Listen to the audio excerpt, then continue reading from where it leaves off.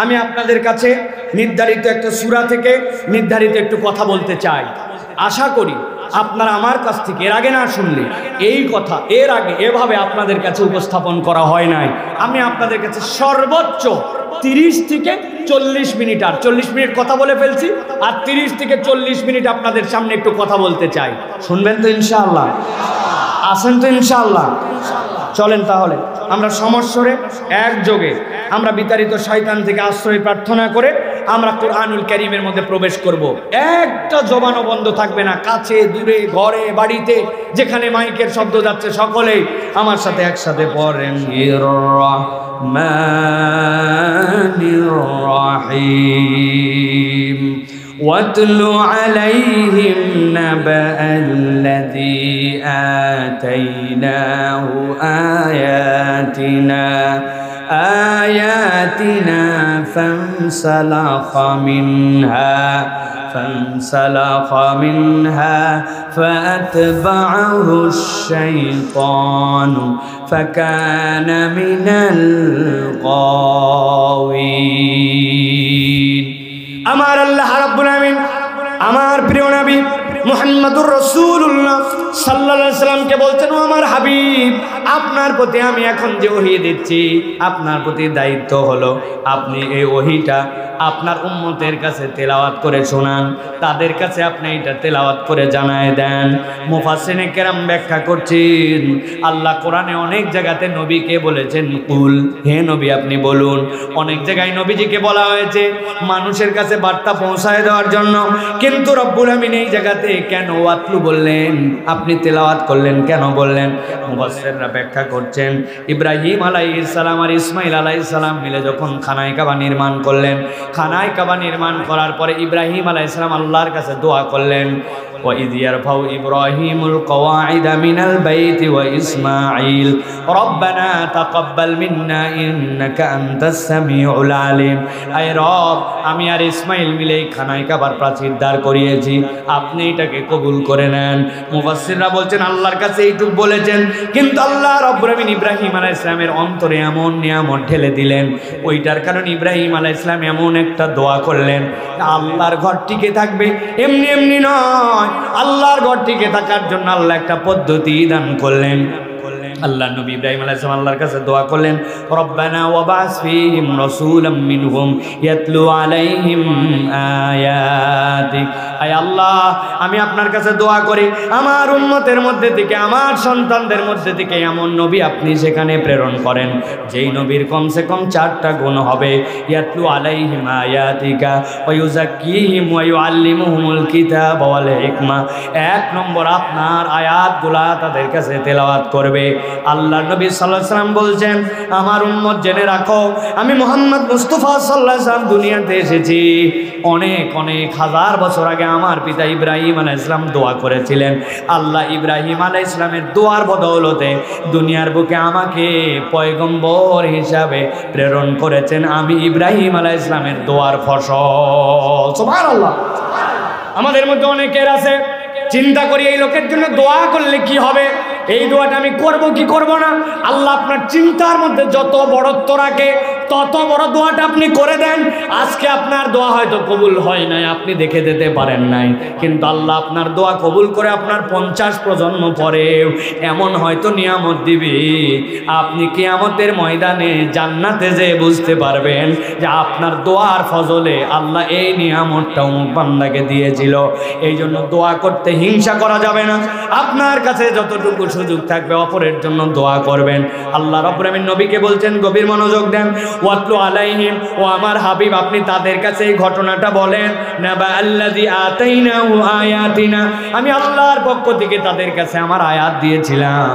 হযরত আব্দুল্লাহ ইবনে মাসউদ বলছেন আল্লাহ রাব্বুল আমিন কোন ব্যক্তির কথা নবীকে এখানে বলতে বলেছেন জানো নাকি? তিনি বলছেন মুসা আলাইহিস সালামের কওমে এক লোক ছিল, লোকের নাম ছিল বালাম ইবনে আবার। আল্লাহ নবীকে ওই লোকের কথা বলতে বলা হয়েছে। হযরত আব্দুল্লাহ ইবনে আমর বলছেন না, এখানে উমাইয়া ইবনে আবি সালতের কথা বলতে বলতে বলা হয়েছে।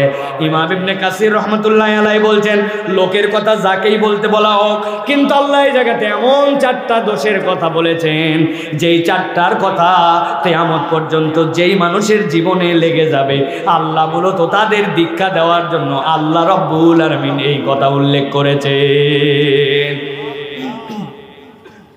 হযরত আব্দুল্লাহ ইবনে মাসউদ বলছেন, হযরত মুসা আলাইহিস সালামের সময় একজন লোক ছিল, যার নাম ছিল বালআম ইবনে আবার। এই লোকটার কোয়ালিটি ছিল, সে যখনই আল্লাহর কাছে যা দোয়া করত সাথে সাথে তার দোয়া কবুল হয়ে যেত। আল্লাহু আকবার। মুস্তাজাবুদ দাওয়া। আমাদের কওমের মধ্যেও, উম্মতে মুহাম্মাদির মধ্যেও আল্লাহর নবী বলেছেন এরকম অনেক মুস্তাজাবুদ দাওয়া আছে। ইমাম আহমদ ইবনে হাম্বল নিজে একটা ঘটনা বর্ণনা করেছেন। ইমাম আহমদ ইবনে হাম্বল বলেছেন, আমি হাদিস সংগ্রহ করার জন্য মিশরে গেলাম। যাওয়ার পরে এমন শীতের রাত, এশার নামাজ পড়ে আমি যেই না মসজিদের বারান্দায় অপেক্ষা করছি, আজকে তো হাদিসটা আমি নিতে পারি নাই, আগামীকালকে হাদিসটা সংগ্রহ করে তারপরে যাব। শীতের রাত্রে কনকনা শীত, চিন্তা করছেন মসজিদে কোনো রকম রাতটা পার করে দেব। মসজিদের মধ্যে বসে আছেন, বসে বসে সকলের নামাজ পড়া যখন শেষ, মসজিদের মুয়াজ্জিন যখন দরজা লাগাইছে, লাগানোর সময় এসে বলতেছে, ও মুসাফির, এই মসজিদে মুসাফিরদের রাত্রে থাকার ব্যবস্থা নাই, আপনাকে মসজিদ থেকে বের হতে হবে। সে চেনে নাই যে এটা ইমাম ইবনে আহমদ ইবনে হাম্বল, দুনিয়ার শ্রেষ্ঠতম মুহাদ্দিসদের একজন। সে চিনতে না পেরে তাকে যেই না বের করে দিয়েছে। ইমাম আহমদ ইবনে হাম্বল দেখেছেন সামনে তাকায় একটা রুটির দোকান দেখা যায়, যেখানে একটু আগুন জ্বলতেছে। আমি যাই তো অন্তত পক্ষে শীতের দিনে আগুনের তাপে আশপাশটা গরম থাকবে, ওইখানে যে একটু অপেক্ষা করি, রাতটা তো কোনো রকম পার করতে হবে। যেই না তিনি ওই দোকানে গেছেন, যাওয়ার পরে চুপচাপ বসে আছেন, তাকায় তাকায় দেখতেছেন রুটি বানাচ্ছে, বেলতেছে, সেঁকতেছে, পরিবেশন করছে একটা তরুণ যুবক। কিন্তু লক্ষ্য করে দেখেছেন ঘন্টাখানিক তার দিকে তাকায়া, যতক্ষণ ওই যুবক কাজ করে মুখ কোনো সময় বন্ধও থাকে না, মুখটা শুধু বিড়বিড় বিড়বিড় বিড়বিড় করতে থাকে। অনেকক্ষণ দেখার পরে ওই যুবকও খেয়াল করছে একজন মুসাফির খাবারের অর্ডার করে না, কিন্তু বসে আছে। জিজ্ঞাসা করছে, ওহে মুসাফির, কোথা থেকে এসেছেন, কেনই বা এখানে বসে আছেন? বলেছেন, আমি এসেছি অনেক দূর থেকে ভাই, মসজিদে থাকতে চেয়েছিলাম, থাকার ব্যবস্থা নাই, তোমার ওই উষ্ণতায় একটু রাতটা পার করতে চাই, সকালবেলা আবার আমার কাছে আমি বেরিয়ে যাব। এই কথার হতে হতে একটু মহব্বত তৈরি হয়েছে। সাথে সাথে ইমাম আহমদ ইবনে হাম্বল যুবককে জিজ্ঞাসা করছেন, যুবক, অনেকক্ষণ বসে আছি আর তোমার দিকে তাকায় আছি, আমি একটা কথা তোমাকে জিজ্ঞাসা করতে চাই, কিছু যদি না মনে করো বলেন। মুসাফির বলে, আমি আসার পর থেকে দেখেছি রুটির খামির তুমি বানাও, রুটিটাও তুমি বেলো, রুটিটাও তুমি সেঁকো, আবার যখন কাস্টমার আসে তার কাছে পরিবেশনও করো, কিন্তু সব সময় তোমার মুখ বন্ধ থাকে না, মুখটা বিড়বিড় করে কি জানি বলতেই থাকো। তুমি কি হাফেজ নাকি, কি পড়ো তুমি? বলে, না না মুসাফির, আমি হাফেজ নই, তবে আমি একটা আমল করি, যতক্ষণ আমি থাকি অন্যের সাথে কথা বলতে না হয়, আমি সব সময় কেবল পড়তেই থাকি আস্তাগফিরুল্লাহাল আযীম আল্লাযী আতুবু ইলাইহি লা হাওলা ওয়ালা কুওয়াতা ইল্লা বিল্লাহ। সাথে সাথে যুবক বলতেছে, মুসাফির জানেন আমি যে এই কথাটা বলি সবসময়, এটাতে আমার কি লাভ হয়? বলে, আমি কেমনে জানবো ভাই, জীবনের প্রথম তোমার সাথে দেখা, কেমনে জানবো? বলে, মুসাফির শুনেন, আমি যে এই আমলটা করি সব সময়, এই আমল করার দ্বারা রব্বুল আমিন আমাকে এমন একটা ইজ্জত দিয়েছেন, আমি আল্লাহর কাছে কোনো বিষয়ে যদি প্রার্থনা করি, কোনো বিষয়ে যদি আল্লাহর কাছে দোয়া করি, আল্লাহর কাছে দোয়া করতে দেরি, কবুল হতে এক মুহূর্ত দেরি হয় না। তবে মুসাফির, একটু বাড়াবাড়ি করে ফেলছি, একটু বেশি বলে ফেলছি, একটা বিষয় তবে একটু ভিন্ন। কি বিষয়? বলে, তবে এতদিন পর্যন্ত যা দোয়া করেছি সব কবুল, কেবল আমার একটা দোয়া এখন পর্যন্ত কবুল হয় নাই। বলি, সব কবুল, একটা কবুল না? বিরাট ব্যাপার তো, কি কবুল না? বলে, আমার বাড়িতে একজন বৃদ্ধা মা আছেন, ওই মায়ের সেবা যত্ন আমাকে করতে হয়, খাওয়াতে হয়, ঔষধ দিতে হয়, ঘর থেকে বের করতে হয়, ঘরে দিয়ে আসতে হয়, এই জন্য আমি দূরের পথ সফর করতে পারি না।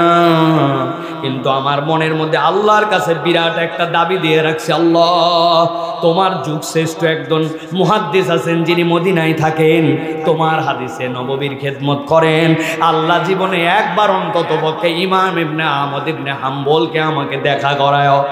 ও মুসাফির শোনো রে ভাই, সব দোয়া কবুল হয়েছে বলছি, কিন্তু একটা দোয়া আমার কবুল হয় নাই।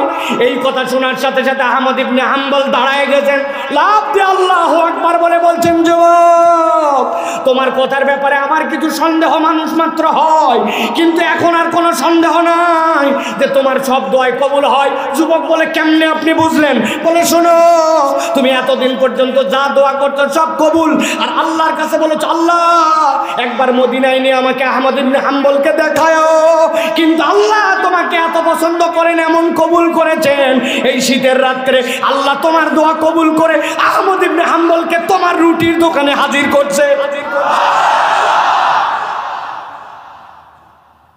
মুস্তাজাবুদ দাওয়া, দোয়া করলেই কবুল হয়।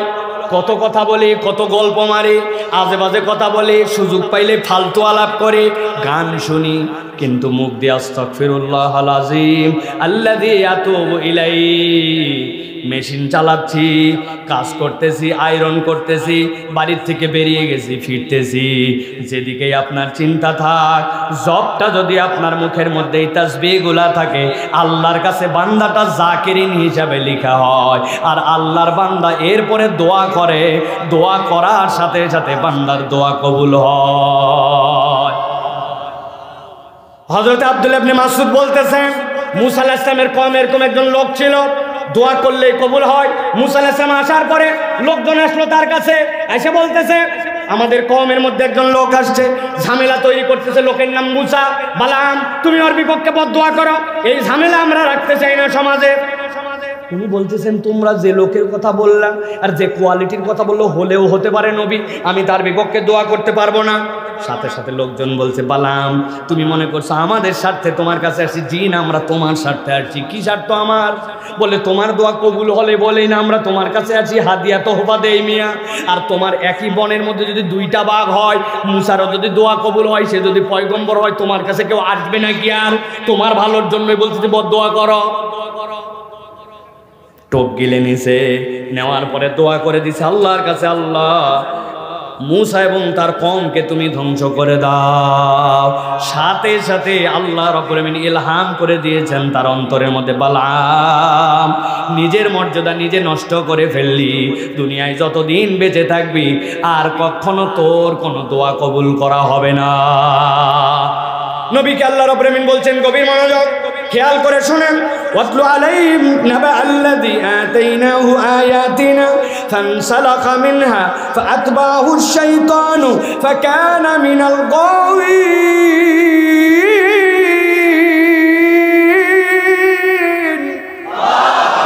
আল্লাহ বলছেন, ওই লোকটা সাথে সাথে আল্লাহ রাব্বুল আলামিনের বিধান, আল্লাহর আয়াত জেনে বুঝে আল্লাহর আয়াত থেকে নিজের মুখকে ফিরাই নিল, নিজের মুখকে অন্যদিকে করে নিল। জিজ্ঞাসা করব, ও আল্লাহর আয়াতকে জেনে অস্বীকার করলো না না জেনে? কথা বলেন। আল্লাহর দয়া সে চিন্তা না বোঝেন নাই? ভালো করে একটু উদাহরণ দেই। ফানসালাকা মানে কি? আল্লাহর আয়াত থেকে আপনি কিভাবে সরে গেলেন, আল্লাহর নিদর্শন থেকে সরে গেলেন।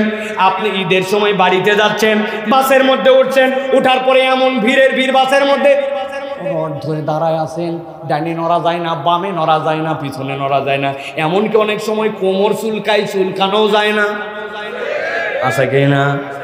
আসরের ওয়াক্ত হয়ে গেছে, চিন্তা করতেছে না, হারে একটু যদি বাস দাঁড়াতো, একটু যদি ওযু করতে পারতাম, একটু যদি সিজদা দেওয়ার জায়গা পেতাম, আসরের নামাজ পড়তাম, কিন্তু নড়ারই সুযোগ নাই। এই করতে করতে করতে করতে আপনার আসরের ওয়াক্ত পার হয়ে গেছে। বুঝে সুঝে উত্তর দিবেন, আপনি যে আসরের নামাজটা বাদ দিলেন, এইটাকে আপনি ইচ্ছায় না অনিচ্ছায়?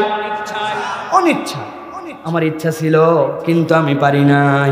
আর একটা ছেলে, আসরের আজান হয়েছে মসজিদে, উনি চায়ের স্টলে বসে আড্ডা মারে, মোবাইলে ডানে ঠেলে, বামে ঠেলে, উপরে ঠেলে, নিচে ঠেলে, বন্ধুর সাথে আড্ডাবাজি করে। একামতের শব্দ অনেক সময় মসজিদ থেকে চায়ের স্টলে শোনা যায়। ওই ছেলে তারপরেও নামাজে যায় না। এবার বুঝে থাকলে বলেন তো, এই যে নামাজটা বাদ দিল, ও কি ইচ্ছা করে নাকি অনিচ্ছা? হ্যাঁ, ভালো করে বোঝেন, আয়াতের তাফসীর বোঝানোর জন্য বলতেছি। আল্লাহ বলছেন ফানসালাকা মিনহা, আয়াত সে চিনে আল্লাহর আয়াত থেকে দূরে সরে গেছে। এখন বুঝে থাকলে বলেন তো, আল্লাহর নিদর্শন, আল্লাহর হুকুম জানার পরেও, বুঝার পরেও আমাদের সমাজ থেকেও মুখ ফিরায় নাই, এরকম মুসলমান আছে কিনা? আপনারা যদি সাহস দেন তাহলে একটা প্রশ্ন উত্তর আপনাদের কাছে দিব, বুঝেন কিন্তু। পাকিস্তানের এক ছেলে তার ওস্তাদের সামনে বসা, ওস্তাদ জিজ্ঞাসা করছে, বাবা অনেকদিন পড়ালাম, সব সময় আমারে প্রশ্ন করিস, আজকে আমি তোর কাছে একটা প্রশ্ন করব, উত্তর দিতে হবে বাপ। বলছে বলেন ওস্তাদজি। বলছে বলো তো, দুনিয়াতে কারা কারা নামাজ পড়ে না?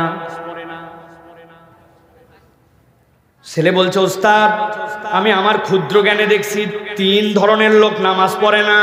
কয় ধরন? এক ধরনের লোক যারা দুনিয়ার বুকে পাগল অথবা অজ্ঞান। বলেন কে? 2 নম্বর কে বাপ? বলছে 2 নম্বর দুনিয়ার বুকে নামাজ পড়ে না যে ব্যক্তি মৃত, মরা মানুষ নামাজ পড়ে না, তার নামাজ পড়া লাগে, ঠিক কি না? 3 নম্বরে কে? বলে ওস্তাদ 3 নম্বরে দুনিয়ার বুকে যে অমুসলমান, সে নামাজ পড়ে না। আমি গবেষণা করে দেখছি মৃত, অমুসলমান, পাগল অথবা অজ্ঞান, এই 3 শ্রেণীর লোক কেবল নামাজ পড়ে না। আপনাদের কাছে মুখস্থ আছে কিনা জানার জন্য জিজ্ঞাসা করব, নামাজ পড়ে না কয় শ্রেণীর লোক? 1 নম্বর, 2 নম্বর মৃত, 2 নম্বর, 3 নম্বর অমুসলমান। এবার আপনাদের কাছে জিজ্ঞাসা করতে চাই, উত্তর দিতে হবে। একটা জবান বন্ধ থাকবে না, ডানে বামে, দাঁড়ানো বসা, ঘরে বাহিরে। বলেন তো, আপনি আমি কি পাগল নাকি অজ্ঞান? আপনি আমি কি দুনিয়ার বুকে মৃত? আপনি আমি কি দুনিয়ার বুকে যারা আছে অমুসলমান? যান বাড়ি চলে যান, আমার কোনো দায় নাই। আপনি নিজেই বলছেন আপনি পাগল না, আপনি মৃত না, আপনি অমুসলমান না। এখন যদি নামাজ না পড়েন এই 3-এর কোনো একটার মধ্যে, কথা ঠিক কিনা? বুঝে খান, ভালো করে খেয়াল করেন। আল্লাহ রাব্বুল আমিন বলছেন, নবী জানান ওই লোকটা কি করলো? ফানসালাকা মিনহা, আল্লাহর আয়াত থেকে নিজের মুখ ফিরায় নিল। আল্লাহ বলছেন এবার 2 নম্বর সে আরেকটা অপরাধের মধ্যে নিমজ্জিত হয়ে গেল। আল্লাহ বলছেন ফাতবাউশ শাইতানু ফাকানা মিনাল গাওয়িন। আল্লাহ রাব্বুল আমিন বলছেন, যেই না আল্লাহর আয়াত থেকে কেউ মুখ ফিরায় নেয়, সাথে সাথে শয়তান তার অনুগামী হয়ে যায়। কথাটার মানে বোঝেন নাই? বোঝেন নাই? ভালো করে খেয়াল করেন। আপনি আপনার সন্তানকে, আমাদের সন্তানকে আমরা বকা দেই, শয়তানি করবি না, বলেন না ভাই? মানে কি? যেই কাজটা করতেছে ওইটা খারাপ কাজ, বাজে কাজ, শয়তানি কাজ, আপনি বলছেন শয়তানি করবি না, বলে কি না? কিন্তু আল্লাহ বলছেন কেউ যদি আল্লাহর বিধান থেকে মুখ ফিরায় নেয়, সে তখন আর শয়তানি কাজ করে না। ফাতবাহুশ শাইতান, তখন শয়তানি তার অনুগামী হয়ে যায়। ফাকানা মিনাল গাওয়িন, যখন শয়তান কারো অনুগামী হয়, আল্লাহ বলছেন পথভ্রষ্ট হওয়া ছাড়া উপায় নাই। তাহলে এই আয়াতের মধ্যে আল্লাহ রাব্বুল আমিন কয়টা অপরাধের কথা বলেছেন? 2টা। কয়টা? জোরে বলেন মুখ দিয়ে, কয়টা? আপনারা তো কি রে ভাই, কাছে আছেন তো, কয়টা? 2টা। এবার চলেন পরের আয়াতে, গভীর মনোযোগে খেয়াল করেন। আল্লাহ বলছেন ওয়ালাউ শিনা লারাফানাহু বিহা ওয়ালাকিন্নাহু আখলাদা ইলাল আরদি ওয়াত্তাবা হাওয়া ফামাসালুহু কামাসালিল কালবি ইন তাহমিল আলাইহি ইয়ালহাস আও তাতরুকু ইয়ালহাস যালিকা মাসালুল কওমিল লাযিনা কাযাবু বিআয়াতিনা।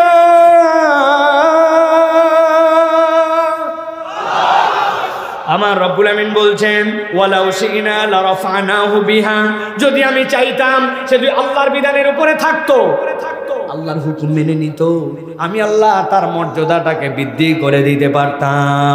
কিন্তু এই কমবক তারও 2টা অপরাধ করলো। প্রথমে অপরাধ ছিল 2টা, এখন আল্লাহ বলতেছেন আরো 2টা। তাহলে টোটাল অপরাধ কয়টা? হয় নাই? হাতগুলো রেডি করেন, এরকম করে বাম হাত নামান তাড়াতাড়ি করে। টোটাল অপরাধ কয়টা? সকল হাত ওঠে না, একসাথে সব হাত ওঠান লাগবে। টোটাল অপরাধ কয়টা? আরেকটা লাস্ট চান্স দিলাম, হাত নামান সবাই। টোটাল অপরাধ কয়টা? আলহামদুলিল্লাহ, ভালো করে খেয়াল করেন। আল্লাহ রাব্বুল আমিন বলছেন 3 নম্বর অপরাধ, ওয়ালাকিন্নাহু আখলাদা ইলাল আরদ। ওই বেটা নিরেট দুনিয়াদার হয়ে গেল, তার স্বভাব চরিত্রটা সব সময় দুনিয়া আর দুনিয়া বানায় ফেলল। দুনিয়া ছাড়া আর কিচ্ছু বোঝে না, হালাল হারাম বাস বিচার করে না। খুলদুন শব্দের অর্থ, দুনিয়াতে এমন কতগুলা প্রাণী আছে যারা সব সময় চার পায়া, সব সময় মাটির দিকে মুখ দিয়ে থাকে। চেনেন এরকম প্রাণী? গরু, ছাগল চেনেন? অনেক সময় ছাগল উপর দিকে পাতা খাওয়ার জন্য ওঠে, কিন্তু পাতা খাওয়ার জন্য 2 পা দিয়ে উঠলেও তার সব সময় মুখটা নিচের দিকে। আল্লাহ বলছেন দুনিয়াতে এমন কতগুলা মানুষ আছে যেই মানুষগুলো আখলাদা ইলাল আরদ, তারা এমনভাবে দুনিয়াদার হয়ে গেছে, দুনিয়া ছাড়া আর কিছুই বোঝে না। উদাহরণ না দিলে বুঝবেন না। আপনি একটা দোকানদার, আপনার দোকানের মাল হালাল, কামাই হালাল, সব হালাল, কিন্তু আপনি এটাকে হারাম আর দুনিয়াদার বানান কেমনে?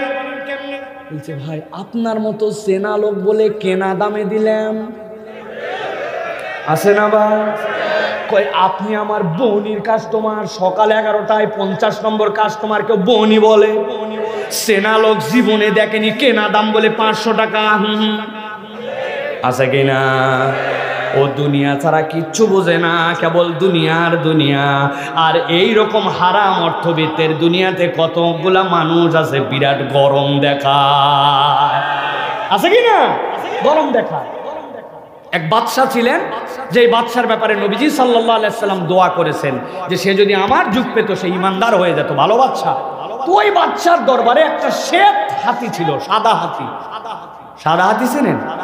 খুব রেয়ার, হাজার হাজার লাখ লাখ হাতির মধ্যে একটা সাদা হাতি হয়, পুরা সাদা হাতি। হাতি তো কালো। একদিন বাদশা তার সাদা হাতিটা দেখতে গেছেন, যেয়ে খেয়াল করে দেখেন ছোট্ট একটু একটা ব্যাঙের বাচ্চা। কিসের বাচ্চা? ব্যাঙের বাচ্চা। লাফ দিয়ে উঠে হাতির মাথায় লাথি দিয়ে আবার বসে, লাথি দিয়ে আবার বসে।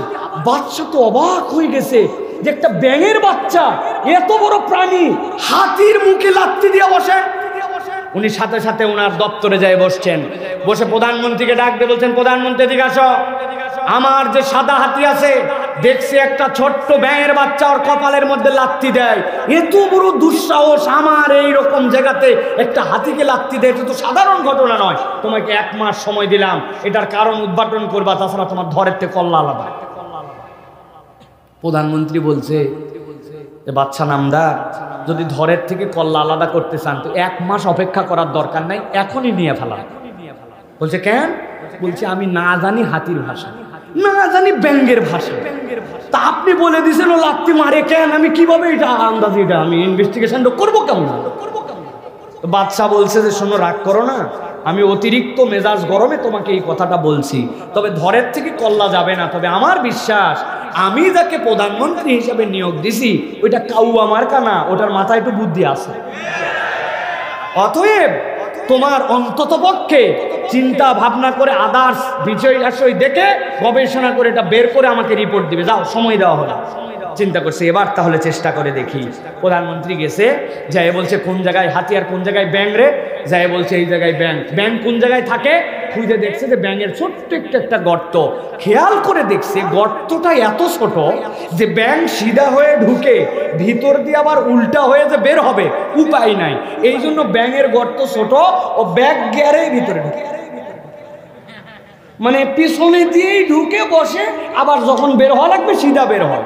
তো ভালো কথা, তাহলে গর্তের মাপও বোঝা গেছে, ব্যাঙের আকারও বোঝা গেছে। ও এবার ব্যাঙটা সরাতো, ব্যাঙ সরাইছে। ব্যাঙ সরাইয়া দেখে পুরাতন আমলে, সেই সকল সুলতানি আমলে মানুষের এরকম শুকনা টাকা ছিল না, আগে মানুষের পয়সা ছিল, আর পয়সার মধ্যে একটা ফুটা থাকতো, ব্রিটিশের ফুটা পয়সা, দেখছেন না? ওই রকম একটা পয়সা ব্যাঙের গর্তের মধ্যে রাখা আছে। ব্যাঙ যখন ব্যাক গিয়ারে ঢুকে ব্যাঙের পাছাটা পয়সার উপরে পড়ে। প্রধানমন্ত্রী বলছে আমার গবেষণা শেষ, চিন্তা ভাবনা যা করা লাগবে করে ফেলছি।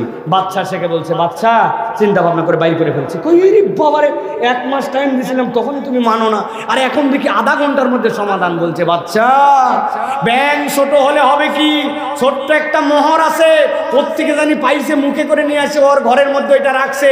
ব্যাগ গিয়ারে যখন বসে ঠিক মতো শুতেও পারে না, পাছাটা ওর উপরে পড়ে, টাকার গরমে হাতির মুখে লাথি মারে।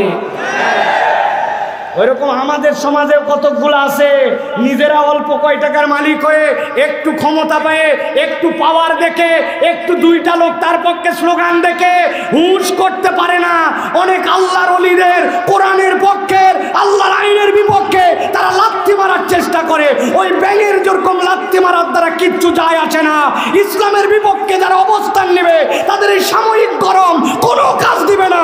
আজকে হোক কালকে হোক তোমাদের ধ্বংস অনিবার্য, ইসলামের বিজয় অবশ্যই অবশ্যই অনিবার্য অনিবার্য অনিবার্য।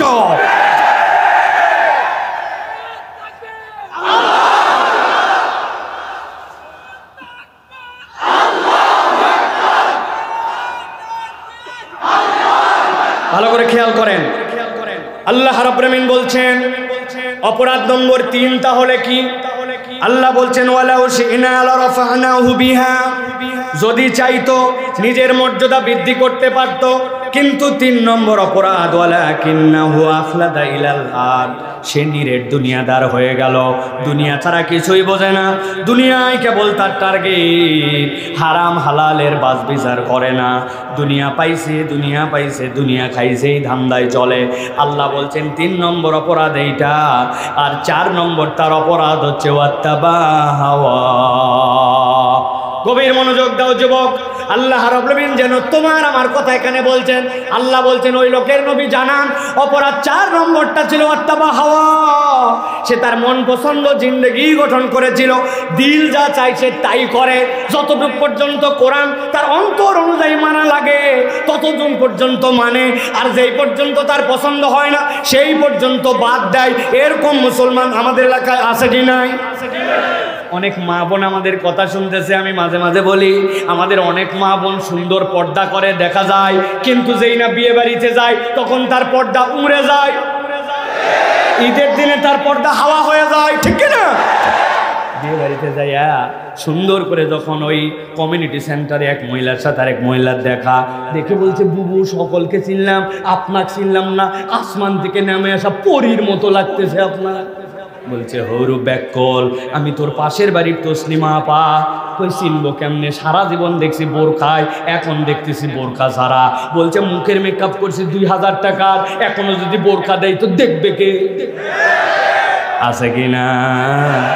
ওয়াত্তাবা হাওয়া, আপনার মন যত দূর টানে আপনি তত দূর ইসলাম পালন করেন। আপনার মন যেখানে চায় না আপনি সেখান থেকে বাদ দিয়ে দেন। ঈদের মধ্যে সেলুনের দোকানে গেছে, যাই বলছে দাড়িটা এরকম চিকন করে টান দিবি, তবে টান দিয়ে এই কোনার মধ্যে ফাঁক দিয়ে এদিক দিয়ে মিলাবি, আবার এদিক দিয়ে টান দিয়ে এদিক দিয়ে মিলাবি, নিচে বাদ দিয়ে দিবি। লোকজন বলছে বাপ রে বাপ হেভি দাড়ি রাখছিস, তো বলছে দাড়ি বলবি না, স্টাইল আছে কিনা? যেই না ঈদে শেষ এরপর আস্তে করে শেষে দেয়। আল্লাহ নবী দাড়ি কাটতে নিষেধ করলেন, দাড়ি রাখতে বললেন, আর আপনি আপনার মন পছন্দ যখন দাড়িকে স্টাইল বানালেন, আল্লাহ বলছেন ওয়াত্তাবা হাওয়া। তার রোগ নম্বর 4 হচ্ছে তার মন যতটুকু টানে ততটুকু ইসলাম পালন করে, আর মন যখন বাদ দেয় টান দেয় তখন ইসলামও সেখান থেকে বাদ দেয়। এইরকম মুসলমান আমাদের সমাজে আছে কিনা? এই পর্যন্ত তো মাইনর, এটার আরো গভীর আলাপ আছে, বিস্তারিত আলাপ আছে। আপনার আমার সমাজে এমন মুসলমানও আছে নামাজের ইসলাম ভাল লাগে, রোজার ইসলাম ভাল লাগে, হজের ইসলামও ভাল লাগে, কিন্তু যখনই তাকে বলা হবে আসেন না ভাই আমাদের দেশটা ইসলামের প্যানেল কোড অনুযায়ী আল্লাহর দেওয়া বিধান অনুযায়ী চলুক, যেই লোক ব্যাংকগুলো হাওয়া করে দিল, টাকাগুলো মেরে দিল, ওই ব্যাংক লুটপাটকারীদের বিচারটা আল্লাহর আইনে হোক। যেই লোকেরা রাস্তা বানানোর কথা ভালো পাথর দিয়া দিছে ওই জায়গায় খোয়া, যেই জায়গায় দেওয়ার কথা সুন্দর সুন্দর বিটুমিন ওই জায়গায় দিছে পোড়া মোবাইল আর কেরোসিন, যেই জায়গায় দেওয়ার কথা মোটা মোটা রড ওই জায়গায় দিছে। আপনারা এখনো ভুলের মধ্যে আছেন ভাই, বাঁশ দেয় নাই, বাঁশ দেয় নাই, দিছে কঞ্চি। বাঁশেরও একটা দাম আছে ওদের কাছে, ওরা কঞ্চি মারছে, ঠিক কিনা? কিন্তু বলা হলো আসেন তাদের বিচারটা আল্লাহর আইন অনুযায়ী করা হোক। সাথে সাথে দাড়িওয়ালা টুপিওয়ালা উনিও তখন বলবে ওইগুলা 1450 বছর আগের মামলা, ওইগুলা এখন আমাদের সমাজে আসলে চলে না। এই কথা যদি বলে তাহলে ওই লোক আল্লাহর কাছে বেঈমান মুরতাদ হিসাবে কিয়ামতের দিনে উঠবে। ওর নামাজ রোজা হজ যাকাত কাজ দিবে না, ঠিক কিনা? আপনাদের এলাকায় আছে কিনা? বহু এলাকায় এরকম মুসলমান আছে ওয়াত্তাবা হাওয়া, অন্তর অনুযায়ী এত বড় দাড়ি, জুব্বা এত বড় বড়, আসরের নামাজের পরে পান খায়, খিলাল করতে করতে মহল্লায় ঢোকে। ভাই 1000 টাকা একটু হাওলাত দেওয়া যাবে? হাতে টাকা নাই, বলছে ছেলেটাকে ডাক্তার দেখানো লাগবে, বড় বিপদে আছে ভাই, 1000 টাকা দেওয়া যাবে? দেখ বললাম হাতে টাকা নাই। বলছে মুরব্বী আপনি ভুল বুঝছেন, আজকে মঙ্গলবার 1000 টাকা দিবেন, আগামী শুক্রবার আল্লাহ বাঁচালে 1250 টাকা রিটার্ন দিব। বলছে ব্যাক কলকাতাকার, মানুষের হাতের টাকা থাকে নাকি? বাড়ির চল, বাড়িতে নিয়ে চলে গেছে।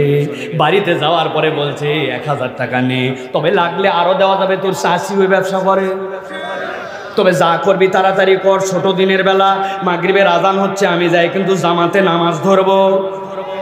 আসরের নামাজ পড়ে আসি, দাদনে সুদে টাকা লাগায়া মাগরিবের নামাজ আবার জামাতে ধরতে যায়। দাড়ি টুপিওয়ালা এরকম মুসলমান নামদারি কতগুলা মুনাফিক আমাদের সমাজে আছে না? না, ভালো করে বুঝে নেন। আমার রব্বুল আমিন বলছেন ওয়াত্তাবা হাওয়া, আমি রব্বুল আমিন বললাম সে তার অন্তর যতটুকু চায় ততটুকু ইসলাম পালন করে, তাহলে অপরাধ হচ্ছে 4টা। 1 নম্বরে আল্লাহ বলতেছেন, আল্লাহ আয়াত দিলেন, আল্লাহ বুঝ দিলেন, কিন্তু বুঝে শুধু আল্লাহর বিধান থেকে মুখ ফিরায় নাই। আল্লাহ বলছেন মুখ থাকবে, মিথ্যা থাকবে না, ও মিথ্যা বাদ দেয় না। মুখ থাকবে, গালি থাকবে না, গালি বাদ দেয় না। মুখ থাকবে, গীবত থাকবে না, গীবত ছাড়া চলাফেরা করে না। আল্লাহ বলছেন 2 নম্বর অপরাধ ফাতবাউর শয়তান, শয়তান তার অনুসারী। 3 নম্বর অপরাধ দুনিয়াদার, নিরেট দুনিয়াদার, হালাল হারাম কিচ্ছু চেনে না, কেবলমাত্র দুনিয়া হাসিল করতে চায়। আর 4 নম্বরে মন পছন্দ জিন্দেগি গঠন করে। আল্লাহ বলছেন এবার নবী আপনি জানাই দেন কামাসালুহু কামাসালিল কালব, এই লোক আর এই চরিত্র যাদের, আল্লাহ বলছেন আল্লাহর কাছে এরা হচ্ছে কুত্তার মতো। কার মতো? মুখ দিয়ে বলেন কার মতো? আরেকবার বলেন। আল্লাহ বলছেন কামাসালুহু কামাসালিল কালব, আল্লাহ বলছেন এরা কুকুরের মতো। কার মতো? জিজ্ঞাসা থাকবে হুজুর নিশ্চয় কুত্তা বিরাট খারাপ প্রাণী না? বিরাট বড় বাজে প্রাণী, বিরাট বড় নাপাক প্রাণী, এই জন্য আল্লাহ কুত্তার মতো বলছেন? জি না, অনেক মানুষের থেকে কুত্তা স্বভাব চরিত্রে কৃতজ্ঞ। আপনি ঠিক বললেও ঠিক, না বললেও ঠিক। আমি চা খেতে বসছি আমার মহল্লার দোকানে, আমার হাতে চা, চিন্তা করছি উপর থেকে ঝুলন্ত বিস্কুট একটা আছে, দেখি এনার্জি বিস্কুট, বললাম এটা বিস্কুট দাও। বিস্কুটের প্যাকেটের দাম 5 টাকা। কয় পিস থাকে? 3 পিস। আগেই বাদ দিছে 1 পিস, জানেন না আপনার আন্দাজে? প্যাকেট খুলছি, প্যাকেট খোলার পরে বিস্কুটটা বের করে চায়ের মধ্যে চুবাই খাওয়ার অভ্যাস।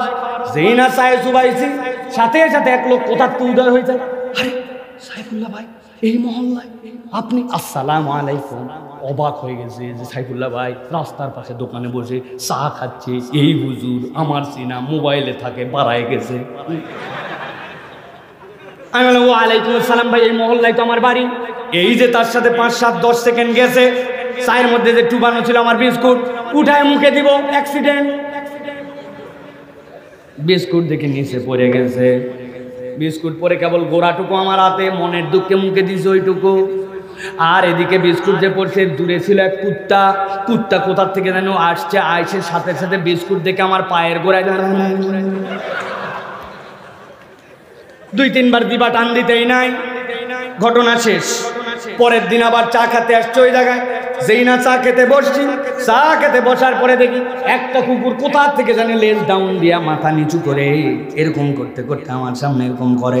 আমি দোকানদারকে বললাম, ভারী ডিস্টার্ব তো ভাই, আমি নামাজের নিয়তে বাড়াইছি, এখন কি না কোন জায়গার থেকে আইছে, গা বেদা বেদা লাগে দেখে, এটা আমাকে ডিস্টার্ব করে কেন? বলে, হুজুর ডিস্টার্ব করে না, গতকালকে আপনি তারে যে বিস্কুট খাওয়াইছিলেন, ওই বিস্কুট খাওয়ানোর কৃতজ্ঞতা জানাতে আসছে। আমি বললাম, কোথায় আমি গতকালকে বিস্কুট খাওয়াইছি? আমি তো বিস্কুট খাওয়াই নাই, আমার হাতের থেকে অনিচ্ছায় একটা বিস্কুট পড়ে গিয়েছিল, ওইটা চেটে চেটে খাইছে। আর ওইটার কৃতজ্ঞতা জানানোর জন্য পরের দিনও মাথা নিচু করে লেজ নিচু করে নড়াচড়া করে। আর দুনিয়ায় এমন কতকগুলা মানুষ আছে, আপনি তার বিপদের সময় উপকার করছেন, সাধ্যমতো হাওলাত দিয়েছেন, আপনি তার বিপদে আপদে বন্ধু ভাবছেন, কিন্তু সুযোগ পাইলে কৃতজ্ঞতা তো দূরের কথা, সুযোগ পাইলে উল্টা আপনাকে আমাকে বাঁশ দেয়। আছে কি না? আমার আল্লাহ রাব্বুল আমিন বলছেন, গভীর মনোযোগ দেন। তাহলে আল্লাহ কুত্তার কথা কেন বললেন? আল্লাহ বলছেন, ফামাসালুহু কামাসালিল কালব ইন তাহমিল আলাইহি ইয়ালহাস আও তাতরুকুহু ইয়ালহাস যালিকা মাসালুল কওমিল্লাযীনা কাযযাবু বিআয়াতিনা ফাকসুসিল কসাস লাআল্লাহুম ইয়াতাফাক্কারুন। আমার রব্বুল আমিন বলছেন, কুকুরের উদাহরণ এমনি এমনি দেই নাই, হে নবী আপনার উম্মতকে জানান, ইন তাহমিল আলাইহি আলহাস, কুকুরের পিঠে কেউ বোঝা চাপায় না, কিন্তু যদি বোঝা দেওয়া হয় তাও কুকুর হাঁপায়। আল্লাহ বলতেছেন, আর যদি তাকে বোঝা না দেওয়া হয় তাও কুকুর হাঁপায়। লাহাস শব্দের অর্থ আরবিতে পিপাসার্ত হওয়ার পরে, কাতর হওয়ার পরে জিহ্বা বের করে কুকুর যখন যেই মুখটা করে, ওইটার নাম হচ্ছে লাহাস। আল্লাহ বুঝাতে চান, কুকুরকে তুমি দাবরানি দিয়েছো, সে তখন হাঁপায়, কুকুর বসে আছে তাও হাঁপায়, কিন্তু কুকুর যদি পিপাসার্ত হয়ে যায়, সেটা দাবরানি দেওয়াতেই পিপাসার্ত হোক আর বসে থাকেই পিপাসার্ত হোক, জিহ্বাটা বের করে সে তখন হাঁপাতে থাকে। কুকুর স্বভাবজাতগতভাবে অস্থির। আল্লাহ বলছেন, আল্লাহর হুকুম জানতে বাড়াবাড়ি করে সেইটা মানো নাই, শয়তানের অনুগামী হয়ে গেছো। আল্লাহর হুকুম মানার ক্ষেত্রে হারাম হালাল কোনো কিছু বিবেচনা করো নাই, চিন্তা করছো কে ধরে আমাকে, তুমি নিরেট দুনিয়াদার হয়ে গেছো আর তোমার ইচ্ছা মতো আল্লাহর বিধান পালন করেছো। আল্লাহ বলছেন, তোমার উদাহরণটা আল্লাহর কাছে কুকুরের মতো। কুকুর যেরকম পিপাসার্ত হয়ে সব সময় হাঁপাতেই থাকে, জিহ্বা বের করে থাকে, আল্লাহ দুনিয়াতেও তোমার জীবনে অস্থিরতা দিবেন, অভাব দূর হবে না, আর পরকালেও তোমার জীবনে অস্থিরতা থাকবে, তোমার অভাব দূর হবে না। ঠান্ডা মাথায় ঠিক বেশি জোরে বলার দরকার নাই, নিজেদের জীবন বিশ্লেষণ করেন। আমি সহ আপনার আমার জীবন কি এখন স্থির নাকি অস্থির? মিলান মিলান মিলান, নিজের জীবন মিলান। কি জানো নাই, সব পাওয়ার পরে কি জানো নাই, কি জানো নাই, আপনার আমার জীবনটা যেন অস্থির, ঠিক কিনা? আমি অনেক জায়গায় বলি, কোটি কোটি টাকা দামের বাড়ি, লাখ লাখ টাকা দামের খাট, রাত্রেবেলা ঘুম আসে না, ডাক্তার ঘুমের ট্যাবলেট দিয়ে বলছে বেশি খাবেন না, হার্ট ফেল করবেন, আছে কি না? এত বড় প্রতিষ্ঠানের মালিক, বাউন্ডারি ওয়ালের উপর দিয়ে একটা সাইনবোর্ডের উপর কেবল এক পোস্ট দিয়ে রাখছে, ওইটা একটু ভালো করে মুছলেই দেখবেন কালো সাইনবোর্ড বের হয়ে গেছে চকচক করে, এই প্রতিষ্ঠানটি অমুক ব্যাংকের কাছে দায়বদ্ধ। দেখাচ্ছে 1000 কোটি, কিন্তু সুদের কারবার আর বিভিন্ন ধরনের লোনের মধ্যে জর্জরিত হয়ে দিলের মধ্যে কোনো শান্তি না। আর আমাদের এলাকার থেকে একটা ট্রাক যায় বড় বড়, কাউরান বাজারে যাওয়ার পরে সেখানে ছোট ছোট ট্রাকের মধ্যে আনলোড করে। রাত 11টার পরের থেকে কাজ শুরু করে, মাথার মধ্যে টুকরি নিয়ে, মাথার টুকরি নিয়ে অপেক্ষা করতেছে 500 600 700 টাকা ছোট ছোট ট্রাকে সবজি পার করে দিবে, কিন্তু জ্যাম লেগে গেছে সন্ধ্যাতে, ট্রাক ঠিক মতো পৌঁছাতে পারে নাই। ওই ব্যক্তি কি করবে, রাত গভীর হয়ে যাচ্ছে, আস্তে করে মাথার টুকরি আইল্যান্ডের মধ্যে ফেলায় দিয়েছে। আইল্যান্ডের মধ্যে ফেলায় দিয়া কোমরের থেকে গামছাটা খুলছে, খোলার পরে কোনার মধ্যে দিয়েছে, দিয়া টুকরির মধ্যে কাত হয়ে শুয়েছে। গতকালকে আমার মাহফিল ছিল লক্ষ্মীপুরে, যখন আমি দাউদকান্দি ব্রিজ পার হচ্ছে, আমার ড্রাইভারকে আমি ডেকে দেখাইছি, দেখো ময়েন দেখো, ওই দেখো হাজার হাজার টনের ট্রাক পার দিয়ে চলে যাচ্ছে, আর একটা পাগলি বেটি মাথার নিচে কেবলমাত্র একটা লুঙ্গি, পুরাতন লুঙ্গি ভাঁজ দিয়ে আইল্যান্ডের মধ্যে ঘুমায় আছে। খানিকক্ষণ পরে করকর করে নাক ডাকে। কথা বলেন। তাহলে রব্বুল আলামিন কাকে নিশ্চিন্তের ঘুম দিবেন? কার জন্য দিলের পেরেশানি দূর করে দিবেন? আল্লাহ রাব্বুল আমিন বললেন কমসে কম তোমাকে 4টা বিষয় ইনশিওর হতে হবে। আল্লাহর বিধান জানো, মানো না কেন? কি তোমার বাহাদুরি? আল্লাহ রাব্বুল আমিন বলছে, আর বান্দা শয়তান তোমার অনুগামী যদি হয় তুমি তো বাঁচবা না, তোমার মন পছন্দ জিন্দেগি চলবে না। আল্লাহ যেই নিয়ম দিয়েছেন তার মধ্যে তোমাকে থাকতে হবে। আর রব্বুল আমিন বলছেন দুনিয়ার মানুষ বুঝে না, আল্লাহ রব্বুল আমিন দুনিয়া তোমাকে দিবেনই, কিন্তু দুনিয়াটা তোমার অন্তর ছিদ্র করে ভিতরে ঢুকানো যাবে না। যদি এইটা করো তাহলে তোমার দুনিয়াতেও সুখ হবে না, পরকালও তোমার বরবাদ হয়ে যাবে। ঠিক কি না? একটা উদাহরণ দেই আলোচনার শেষের দিকে, সারা জীবন মনে রাখতে হবে উদাহরণ। অনেকগুলা কথা বলছি কিন্তু সারা জীবন মনে রাখতে হবে, প্রথম থেকে বলে যাচ্ছি, ভালো করে খেয়াল করেন। এক লোক বলছে আই লাভ ইউ ওয়াটার। কি বলছে? লোকজন বলছে বেকুবের বেকুব। দুনিয়ার লোক বলে আই লাভ ইউ ওয়াইফ, তুই ওয়াটার কি রে? বলতেছে আমি জেলে, নৌকা চালাই নদীতে পানিতে, মাছ ধরি পানিতে, জাল মারি পানিতে। পানি না থাকলে আমার খাবার নাই, পানি না থাকলে আমার নৌকা নাই, পানি না থাকলে আমার মাছ নাই। I love you water. এক লোক বলছে ঠিকই তো বলছিস, যেহেতু তুই পানিকে ভালোবাসিস তাহলে দুনিয়ার নিয়ম ভালো যে বাসে তার সাথে তার মিলন হওয়া লাগে। ঠিক কি না? মিলন হওয়া লাগে। আমি বুদ্ধি দেই দোস্ত, পানির সাথে তোর মিলন হতে হবে। বলছে হ্যাঁ আমি চাইও তাই। বলছে কিভাবে কি? বলছে ধর হাতের মধ্যে একটা শাবল দিলাম, কি করা লাগবে? বলছে নৌকার তলায় একটা ফুটা করে দে। পাগলা, পানিকে এত ভালোবাসে, নৌকার তলার বাইরে দিছে শাবল, গল গল করে পানি উঠে, উনি বসে আছে পাল ধরে গোড়াতে আর বলতেছে আহা মিলন হবে পানির সাথে, আজকে তোমার আমার। বুঝে থাকলে বলেন তো ভাই, নৌকার তলা ফুটা করে দিয়া গল গল করে নৌকাতে পানি উঠে আর পানি পছন্দ করে, সে যে বলতেছে তার মিলন হবে, আসলে মিলন হবে না ডুবন হবে। মিলন হবে না পতন হবে। ভালো করে মনে রাখবেন যে আল্লাহ আপনাকে আমাকে শিখিয়েছেন রব্বানা আতিনা ফিদ দুনিয়া হাসানা ওয়া ফিল আখিরাতি হাসানা ওয়া কিনা আযাবান নার।